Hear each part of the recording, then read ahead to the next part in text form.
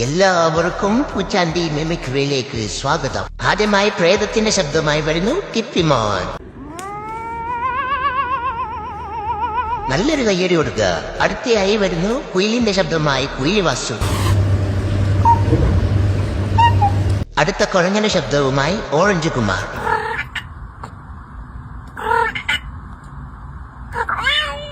നല്ലൊരു കയ്യടി. ഇനി നമുക്ക് സ്പ്രേ അടിക്കുന്ന കേൾക്കാം. ഈ അടുത്ത തവളയുടെ ശബ്ദവുമായി തവള വാസു. ഇത് പൂവാങ്കോഴിക്ക് പേ പിടിക്കുന്ന ശബ്ദം.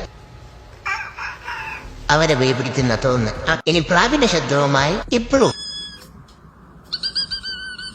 പശുവിന്റെ ശബ്ദവുമായി രമണൻ.